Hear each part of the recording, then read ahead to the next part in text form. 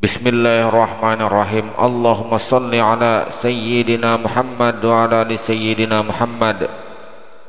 Rabbi israh li sadri wa yassir li amri wahlul 'uqdatam min lisani yafqahu qawli. Assalamualaikum warahmatullahi wabarakatuh.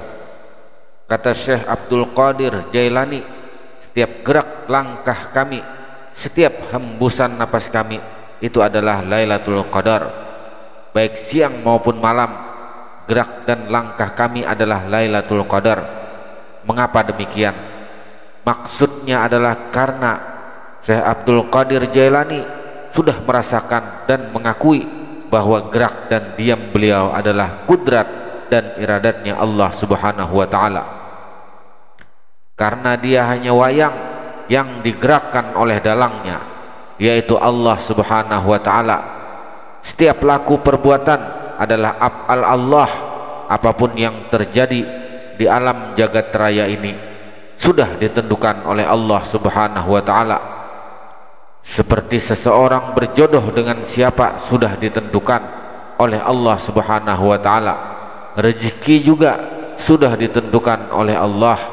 Seperti kita ketemu dengan sahabat kita, teman-teman kita di alam ruh sudah bertemu kita dan sudah ditentukan. Bagaimana juga seperti ke surga sudah ditentukan oleh Allah Subhanahu wa ta'ala. Siapa pula ke neraka juga sudah ditentukan oleh Allah. Seperti hadis Nabi ketika Rasulullah sallallahu alaihi wasallam berkumpul dengan para sahabat selesai menguburkan seorang jenazah.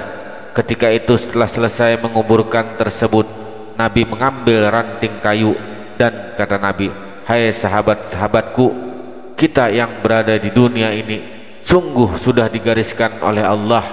Siapa yang ke surga sudah ada tulisannya, siapa yang ke neraka juga sudah ada tulisannya, termasuk kita semua sudah ada tulisannya."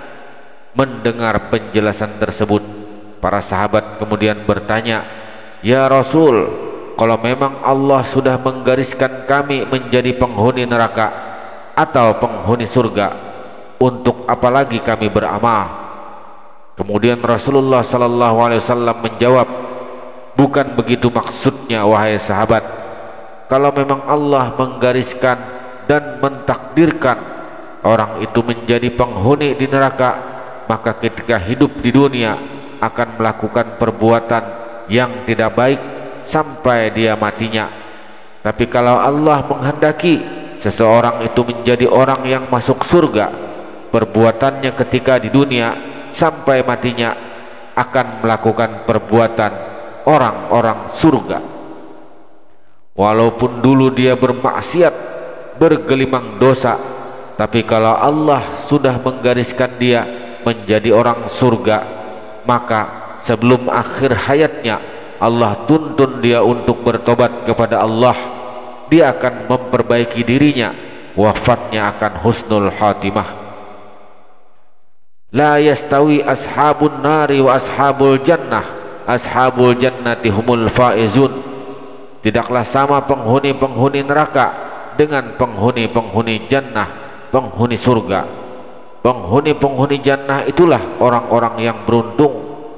Berbeda kata Allah, tidak sama penghuni neraka dengan penghuni surga. Karena penghuni surga itulah orang yang beruntung.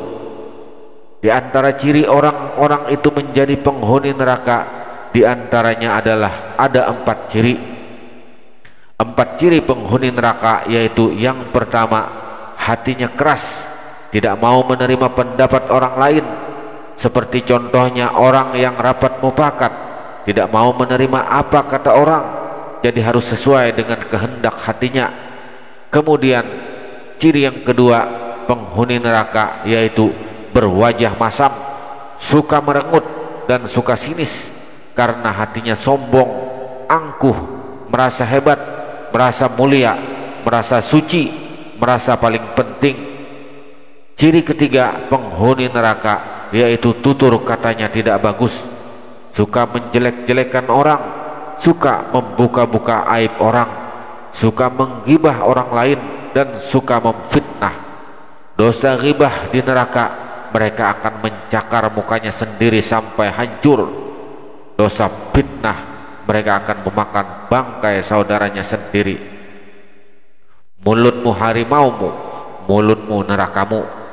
Suatu hari ada seorang wanita yang bertanya kepada Rasulullah, "Ya Rasulullah, di kampung kami ada seorang wanita rajin sholat, rajin zikir, rajin ibadah, suka ke majelis, tapi mulutnya suka menggibah. Di manakah wanita ini akan ditempatkan?" Kata Rasulullah, "Finnar," di neraka. Kemudian ciri yang keempat, penghuni neraka adalah orang yang kikir, bakhil, yang berat untuk bersedekah. Kemudian ciri orang penghuni surga adalah yang pertama, hati yang bertakwa, hatinya selalu ingat Allah. Umat Nabi Muhammad SAW apabila ingin dekat dengan Allah, maka perbaiki hatinya, bersihkan hatinya. Tapi ketika Nabi menurut syariat dibedah untuk dikeluarkan kotoran hati, padahal hati Nabi tidak kotor, tapi merupakan nur, karena detak jantung Nabi sudah bersih dan selalu berzikir Allahu Allah, Allahu Allah, dan Nabi penuh dengan zikrullah Allahu Allah, Allahu Allah. Nur zikir, hati yang berzikir, ingat kepada Allah. Kemudian yang kedua, calon penghuni surga adalah wajahnya tersenyum dan ramah. Senyum itu sedekah. Dengan senyum kita pandang tajallinya nur Rasulullah sallallahu alaihi wasallam, memandang kejahiran nurnya Rasulullah sallallahu alaihi wasallam. Kemudian yang ketiga, calon penghuni surga tutur katanya bagus, tidak mau berkata yang tidak bermanfaat, kata-kata yang kotor, senang berzikir, senang bersolawat, selalu diam daripada membicarakan orang lain. Dan yang keempat, tangan yang selalu bersedekah, merupakan ciri orang yang menghuni surga yang terakhir. Kata Rasulullah sallallahu alaihi wasallam, siapa yang menginfakkan hartanya, memberikan sedekah kepada orang lain, sebelum orang itu memberikan sedekahnya, Allah terlebih dahulu menjabat tangan orang tersebut.